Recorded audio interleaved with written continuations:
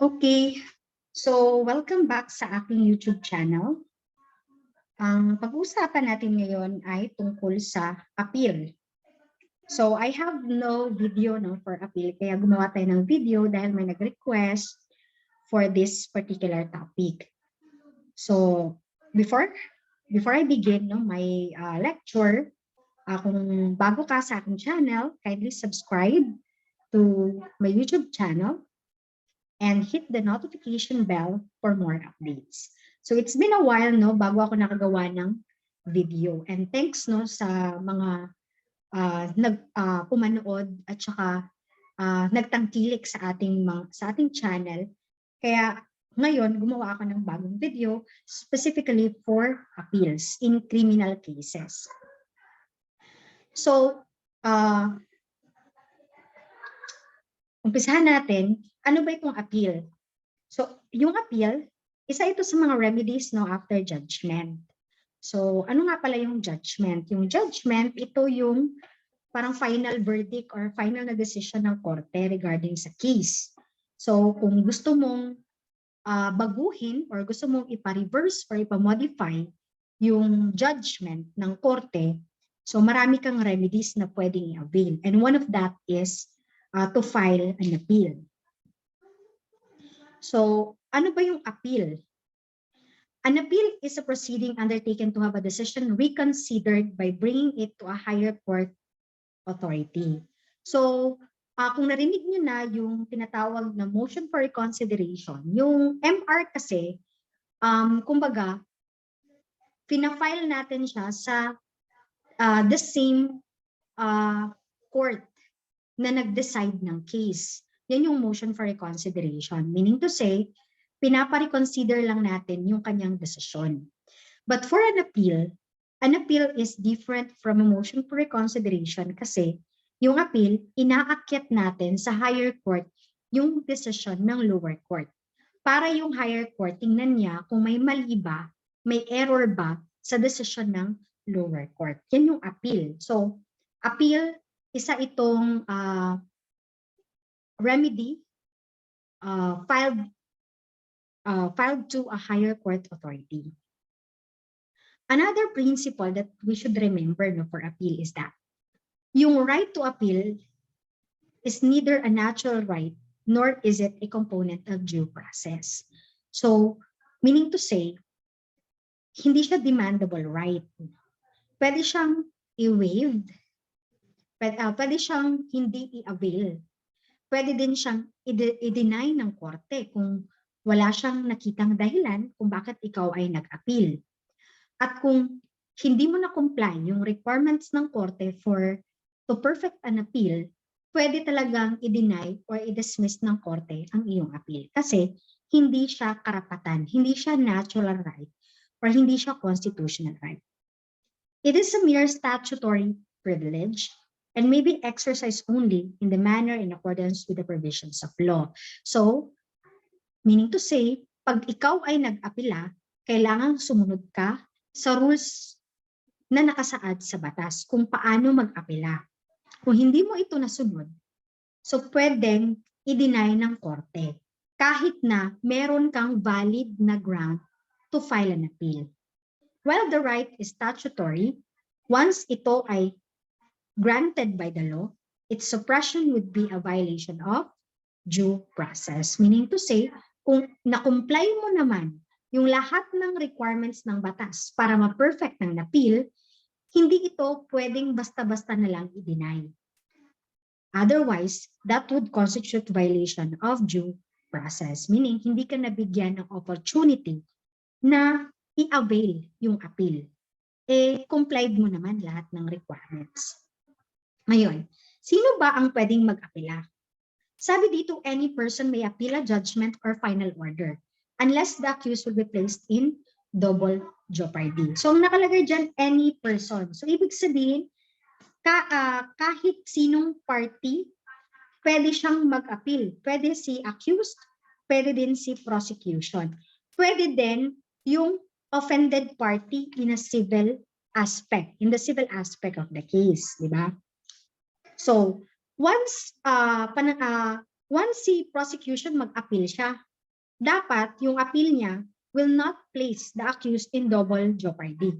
So alam naman natin na kapag ang isang akusado ay acquitted sa kanyang criminal case, yung prosecution can no longer appeal the judgment of conviction, the judgment of acquittal rather, kasi it will place the accused in double jeopardy.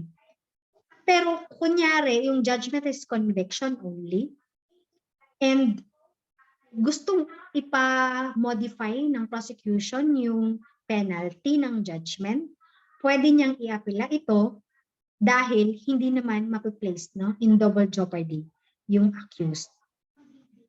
Now, once naman si accused nag-appeal from the sentence of the trial court, he waives the constitutional safeguard against double jeopardy and throws open the whole case to the review of the appellate court.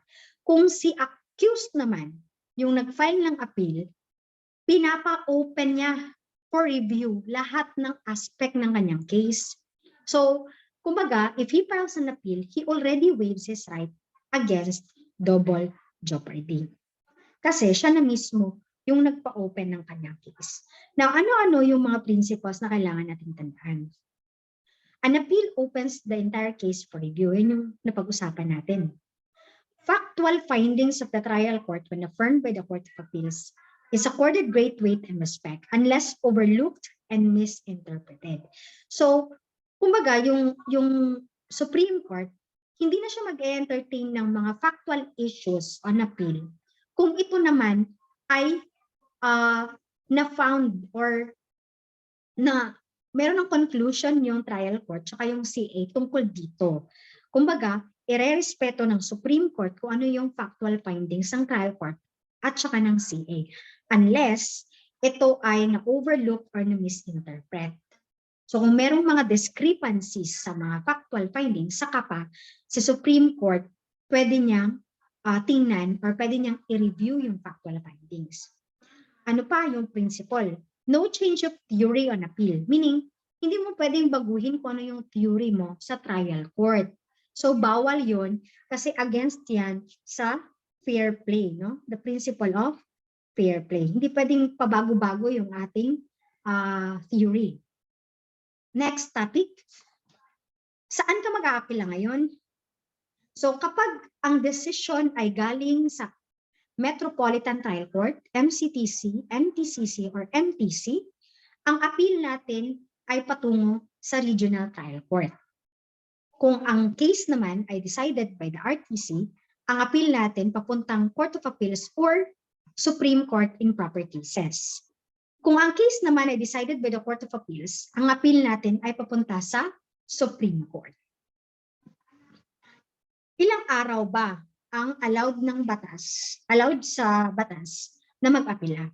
So, period of filing appeal is 15 days from the promulgation of the judgment or from notice of the final order appealed from. So, meron tayong 15 araw kung kailan tayo pwedeng mag-file ng appeal. And this 15-day period may be suspended kapag merong final na motion for reconsideration or new trial. Paano naman tayo mag-apila? Okay? Paano ba ginagawa yung appeal? If it is from MTC to RTC, ang appeal natin is by notice of appeal filed in MTC and serve a copy to the adverse party. Meaning to say, sa MTC ka mag-i-inform na magpa-file ka ng appeal by filing in notice of appeal. Sabihin mo MTC, magpa-file ako ng appeal sa RTC. So hindi ka doon kay RTC magsabi, kay MTC ka. Bakit po? Kasi si MTC, itatransmit niya yung records ng case sa RTC. At doon malalaman ng RTC na nag-appeal ka sa judgment ng MTC.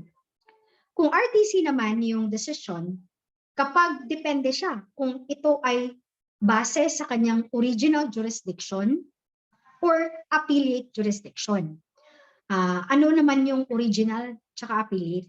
Sinasabing original kapag yung kaso is originally filed in the RTC, meaning hindi siya galing sa MTC. Nag-umpisa talaga siya sa RTC.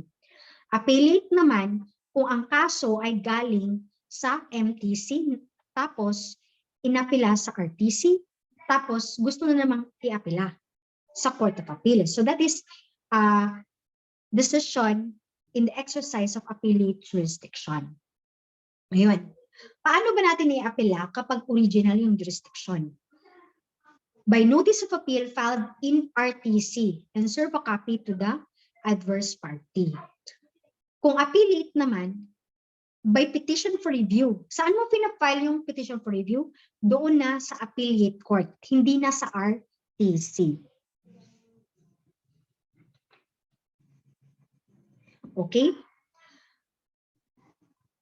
Kung mapapansin ninyo, dalawang klase dito ang nakalagay. It's either by notice of appeal or by petition for review. Yung notice of appeal kasi, ano siya, ang kailangan nyo lang tandaan, basta notice yan, doon ka talagang mag-file sa court na nag-render ng decision. Pag petition for review, doon ka sa korte mag-file kung saan mo iapila. So, yan lang ang kaibahan ng dalawa. Now, what if the decision of the RTC has a penalty of reclusion perpetual or life imprisonment? Paano ba yung appeal? Dito, regardless kung ito ay original or appellate, basta yung penalty natin is reclusion perpetua or life imprisonment by notice of appeal to the Court of Appeals. Ayan. So, kung mapansin nyo, notice of appeal, di ba sabi natin, sa court kung sino ang nag-render ng desisyon. Pero dito, yung notice of appeal, ipa-file natin sa Court of Appeals instead sa RTC. Kasi the penalty is reclusion perpetua or life imprisonment. Now, if death naman, notice of appeal is not necessary kasi meron tayong auto-review by the Court of Appeals. Now, punta tayo sa Court of Appeals. Paano natin i-apela yung decision ng Court of Appeals? So, sabi dito, by petition for review on certiorari under Rule 45. Saan natin ipapile ito? Again, petition for review ha. So, ibig sabihin, ipapile natin yan directly to the Supreme Court, hindi na sa Court of Appeals kasi petition yung pinag-uusapan natin. If reclusion perpetua or life imprisonment naman yung penalty by notice of appeal with the Court of Appeals.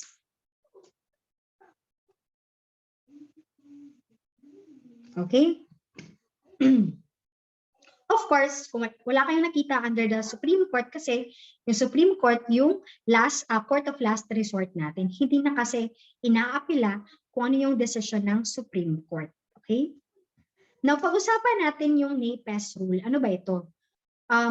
Ito ay related doon sa period to file an appeal. Di ba sabi natin, we have 15 days from the promulgation of judgment or from the notice of the final order to file an appeal. So, paano kung merong motion for reconsideration? Sabi natin kanina, suspended yung period, yung 15-day period.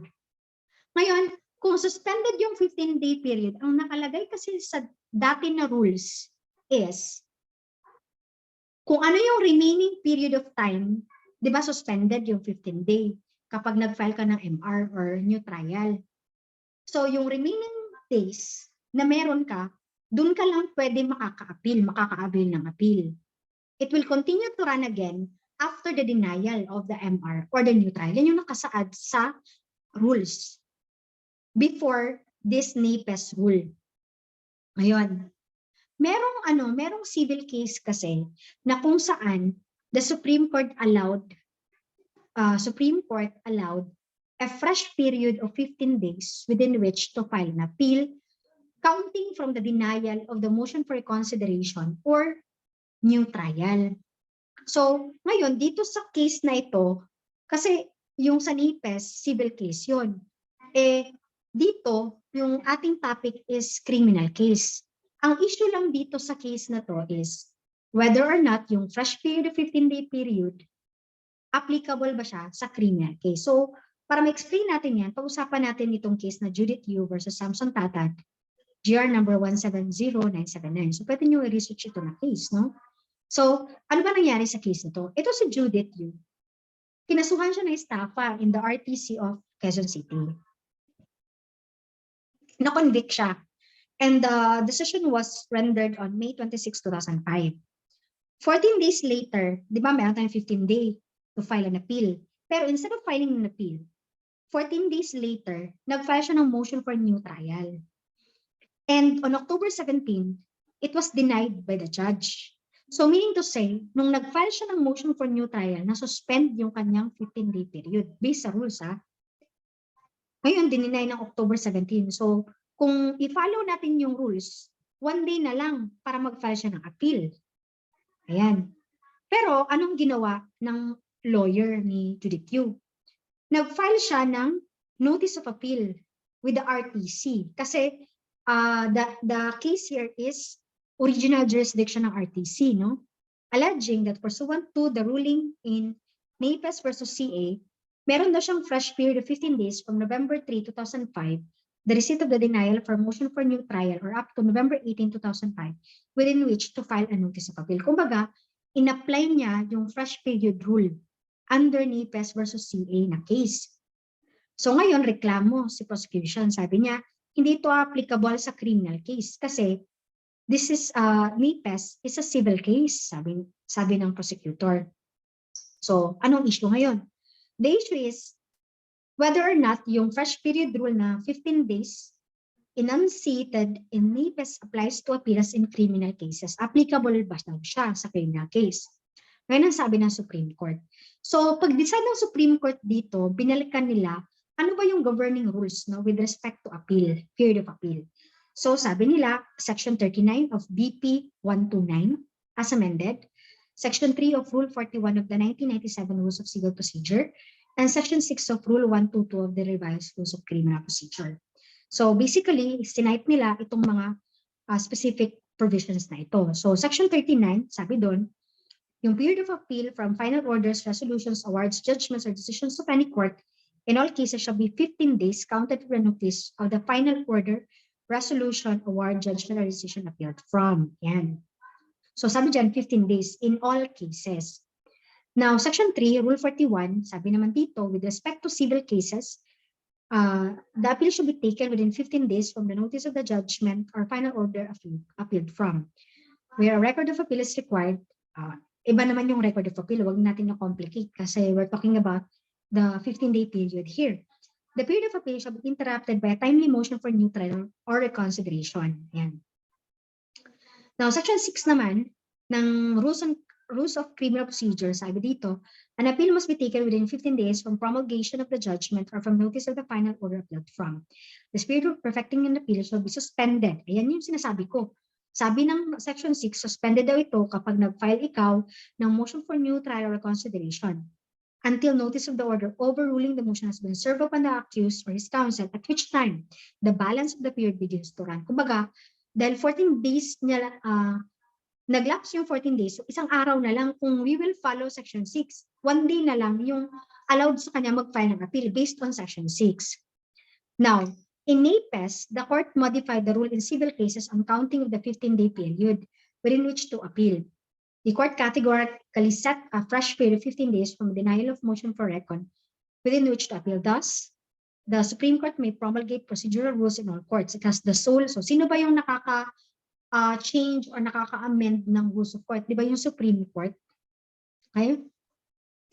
So, it has the sole prerogative to amend, repeal, or even establish new rules for a more simplified and inexpensive process in the speedy disposition of cases.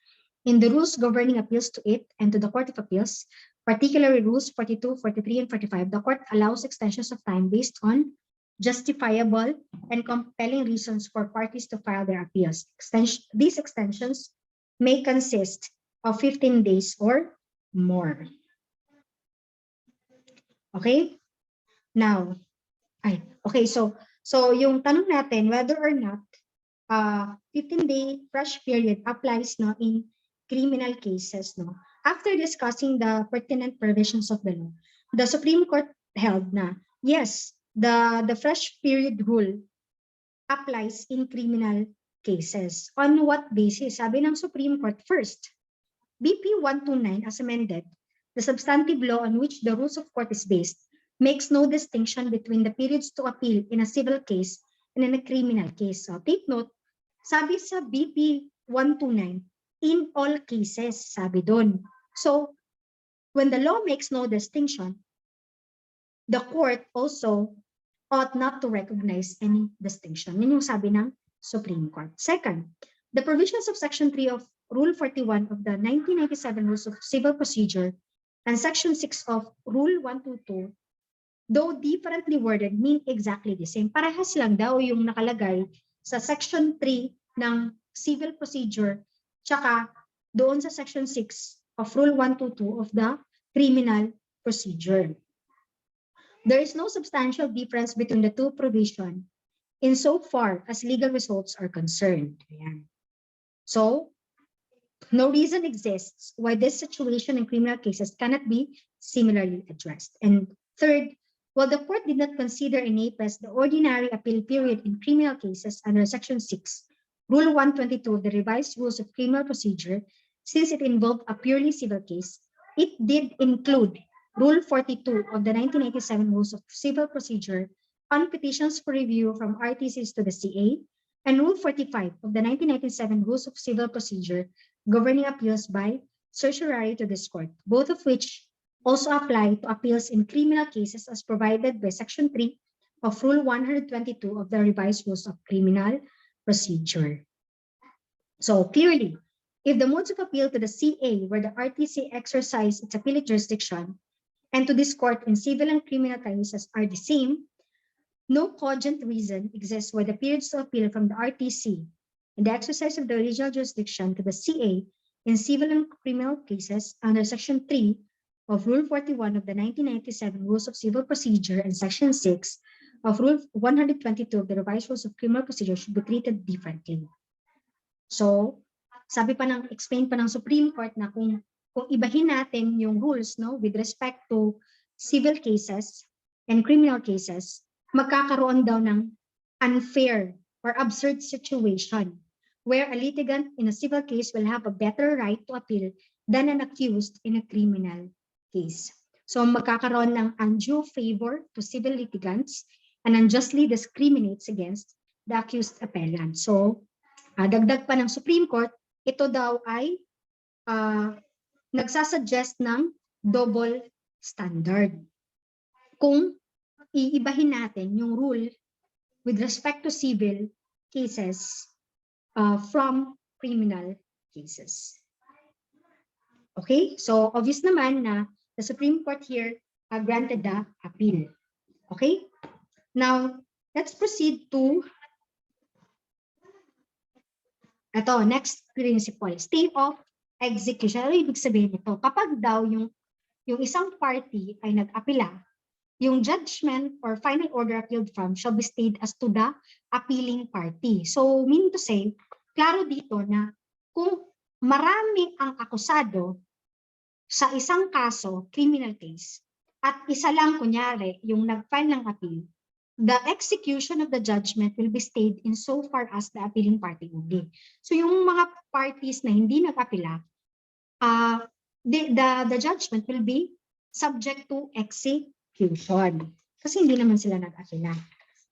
Ngayon, in relation dyan, appeal by any several accused. Paano kung nag-apila yung isang accused, at yung ibang accused ay hindi nag-apila? Sabi natin, yung judgment sa kanila ay pwedeng masubject ng execution kasi hindi sila nag-apila. So, what will happen now? Kunyari, yung judgment in the appellate court was reversed by the appellate court. Paano kung ni-reverse ito ng appellate court? Kunyari, inacquit niya yung isang accused doon sa appellate court. Ano mangyayari doon sa ibang akusado na hindi nag-apila? So, generally, kapag nag-apila daw yung isang akusado, it will not affect those who did not file an appeal. So, sabihin natin, yung appeal niya is imbes na ma-acquit siya, lalong na-aggravate yung kanyang case doon sa appellate court. So, hindi ma-apektuhan yung mga accused na hindi nag-apila.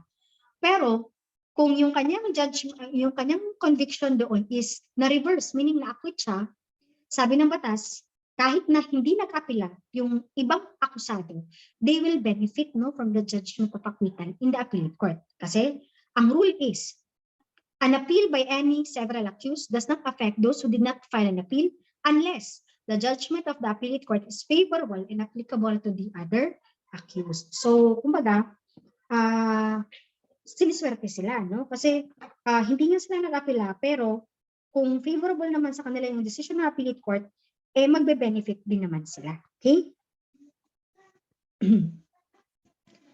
Okay, ano naman itong harmless error rule? Yan. Sabi dyan, not all errors committed by the trial court are grounds for reversal of the appeal judgment. If the error is slight and insignificant, the error will be disregarded because it has not caused prejudice to a party. For instance, under Rule 124, the CA is mandated not to reverse or modify judgment unless it finds, after an examination of the record and the evidence, that error has been committed which injuriously affects the substantial rights of the appellant. So may mga errors yung mga trial court kasi hindi naman sila perfect. Pero kung trivial lang or slight lang or insignificant yung error, so hindi siya substantial, no? Hindi siya nakaka-apekto substantially sa rights ng appellant, then the appellate court may not reverse or modify the judgment. Okay? So, that ends our discussion for appeal. I hope na marami kayong natutunan sa ating short discussion ng appeal. So, again, thank you very much. And I hope you subscribe to my YouTube channel. And I hope mag-request pa kayo ng ibang topic, no? Because we will gladly make new video for you. Once again, thank you and see you to our next video.